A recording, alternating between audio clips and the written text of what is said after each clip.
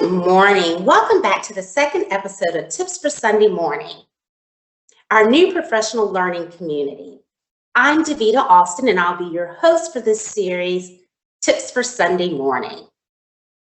I'm so excited to be working with you guys as we share current trends in education, share activities and lessons for today's blended classroom, and tips for teachers and leaders in the field. This will really be an opportunity for practitioners to come together and share ideas which will inform instruction for today's classrooms.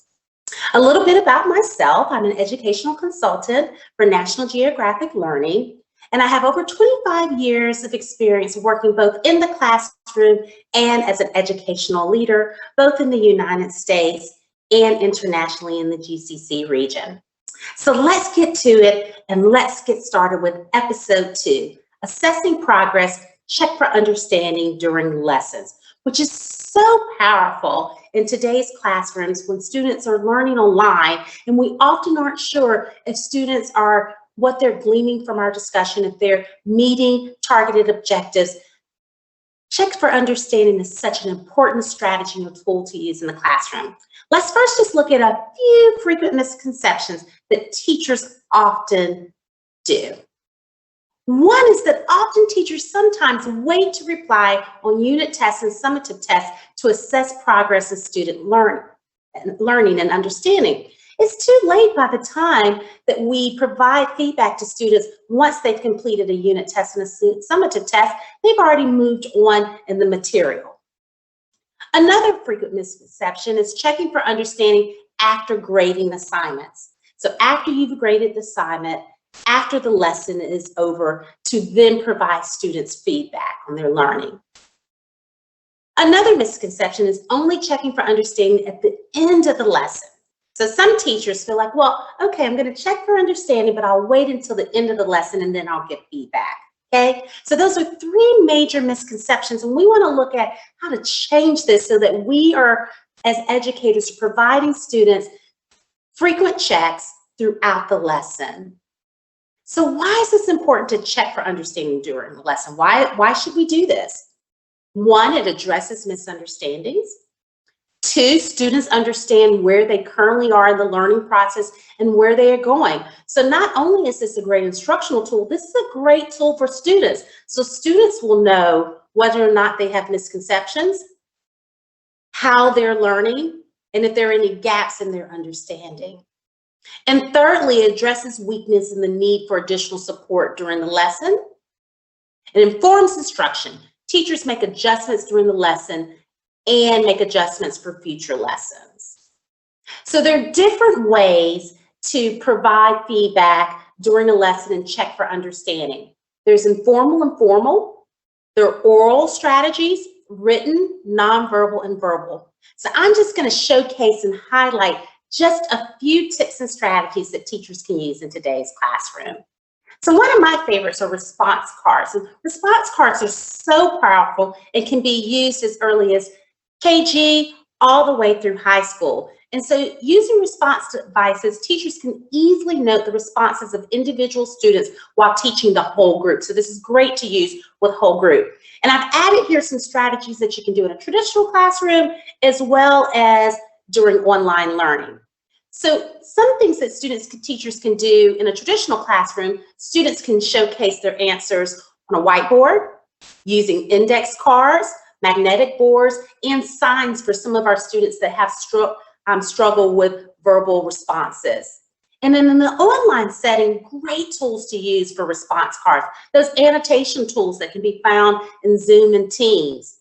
Enabling the whiteboard feature, so while you're doing the lesson, you may stop midway through the lesson and have students to respond using the whiteboard feature and then show out to the rest of their classroom.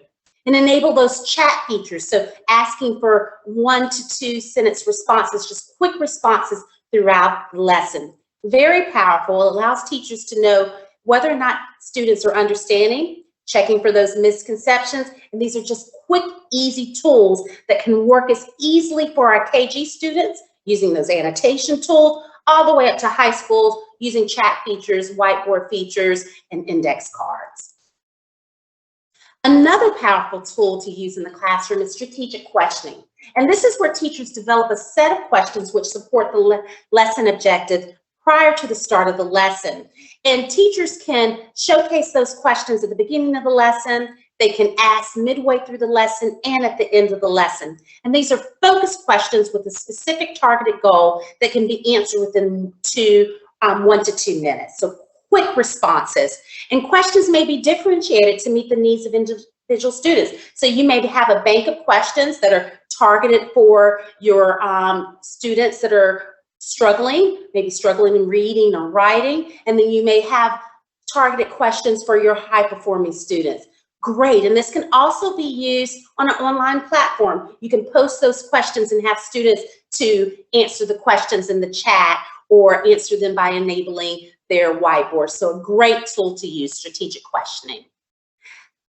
Since we are in the age of online learning and so many teachers have had to make changes in the way they deliver instructions, I wanted just to share with you some great digital tools. Now, there are many different tools that can be used. You may be thinking of some in your head that I'm not showcasing here that you would like to share with the professional learning community, but these are just a few that I believe help to really check for understanding during a lesson. And I've broken these into 2 categories. One is process tools and the other one is content knowledge tools. So let's look at the process tools. And what I mean by process tools, these are ways to check for understanding, making sure that students are understanding the process of the lesson, that they're understanding their goal in meeting the learning objective. And some different ways that you can showcase process during a lesson. One is Animito, and I love this one. Students can do just quick videos and send videos during the classroom setting. And this way they can showcase what they're learning to their peers, as well as teachers can give targeted responses within the lesson. Flipgrid is excellent because teachers can use this app to post a question in their lesson and students can respond back during the lesson. So it gives immediate real-time feedback by using this app. And so it's a great tool to use. And then there's Peer Deck. And Peer Deck as well is very interactive in the classroom. It can be embedded in your lesson and it allows for questioning and answering dialogue within the classroom setting. And then Jamboard. A lot of high school students really love Jamboard. You can use this in conjunction with Google. It is a Google tool and it can be used with your Google Classrooms. And it's another way to set up questions, pose questions in dialogue, and students can even pose questions to their peers. And this is an interactive tool that again helps to look at the process of the lesson. The next are those content knowledge, when we want to see if students are gaining the content, if they're meeting those learning objectives. So here are just some quick ones. Kahoot, Quizlet, and Quizzes, which are ways to create small quizzes. And again, when I say create quizzes, often teachers think that this has to be done at the end of the lesson. You can do this right after a warm-up activity, in the middle of the lesson. These short quizzes can be done throughout the lesson. And then another great one is Plickers, which are quick assessments, real time, which can be simplified. You can pose questions. And then there are also the cool Plicker cards that you can use in a classroom setting. This one, many teachers have probably seen, still one of my favorites, which are the 3-2-1 exit tickets. And when I say exit tickets, again, a lot of people think I should give these at the end, collect them, and then I'll read over them later, and then I'll give feedback the next day. I recommend that you allow 5 to 10 minutes before the end of your lesson. You do the 3-2-1 strategy with your students, and then you review these and respond out to students in real time.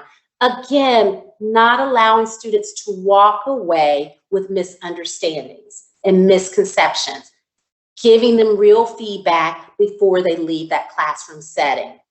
And there's different ways you can do the 3-2-1 strategies. I've given you 2 different examples here. And let's look at some key strategies for KG to grade 2. Hand signals, so powerful. Thumbs up, thumbs down. Even in the online setting, you can use those annotation tools, thumbs up, thumbs down. I've even seen some teachers do the wave, and they taught their teachers that they taught their students that the wave means that I need some help or I have some additional questions. Choral reading is powerful. Engaging students in choral reading where all students are reading aloud. You can hear, you can check when students are having difficulty with decoding words. You can listen to the context that students are reading. This is very powerful, so it allows you to make changes to the instruction or then direct questions after students have read in this choral reading environment. Whiteboards are excellent tools for KG grade 2. Green light, yellow light, red light, you can use in your classroom. You can also create these to be in your online platform and teach students what those lights mean and how to answer questions. Annotations on the interactive boards for online learning. This is probably one of my favorite ones. Turning on those annotation tools, allowing students to draw on your PowerPoint, underline, highlight, pointing out key terms that you want them to do. This is a way for you to see if students are gleaning understanding from your lesson. Web diagrams. For students who are just emerging writers, have them to construct web diagrams to show, and you can do this midway through the lesson, and then have them add on as the lesson goes on. Drawing pictures or response to targeted questions. So going back to those strategic questions that I talked about earlier, you can also do these for your KG to grade 2 students. And then those think, pair, share, which allows you to check for understanding, but also increases questioning, communication, and dialogue in the classroom setting. And I've just given you some classroom examples for early learners and just some pictures that I've taken over the years from teachers. And what I love about these were in classrooms, but you can change these to the online setting. The 1, 2, 3, 4 strategy rule. 1, I do not understand the concept, all the way to 4, I understand and can teach it to a friend. You can set these up and have students annotate or mark where they are in their learning, even on an online setting. And then my favorite, again, another way to showcase the green, yellow, red light. So let's talk about the upper and elementary and high school. Some different ways to check for understanding. Great tool to use is interactive notebooks and journals. Have students and teach them how to journal throughout the lesson, to write in interactive notebooks. And then as you are going through the classroom, you can monitor, you can send notes back to students, but again, doing this in real time. You can set up interactive notebooks on your class suits, on your Google Classroom during an online setting and give immediate feedback. Great tool for students. Then one that I really love is Socratic seminars. And these are really, really great, especially for older students, where you're having them to check understanding of their peers, as well as you're monitoring and you're listening and you're guiding the questions. So students can break into groups. You can have them to develop questions based on the learning objective, discussions and breakout sessions, and then come back and share those powerful discussions that they had with the whole classroom. And it allows you as a teacher to be checking for understanding, and then also talk about misconceptions that students may have had based on those discussions. And anticipation guides are great. Having students to use anticipation guides so that they can self-check themselves and check for understanding. Great tools for upper elementary to high school. So those are just a few tips of how to check for understanding throughout the lesson, remembering to keep in mind those misconceptions. We're not waiting until the end of the lesson or until the unit test, but we're doing these very quick, short checks throughout the lesson. And we're changing our instruction. We're changing the delivery based on responses to questions or how students are responding to these quick progress checks. Thank you for joining me. Remember, if you have some quick tips that you would like to share back, quick ways that you use strategies for checking for understanding, please share them with me. And I've also, again, showcased our webinar series for March, Embracing Change. So please join us every Tuesday in March for the webinar series, Embracing Change. Thank you again, and enjoy the rest of your week.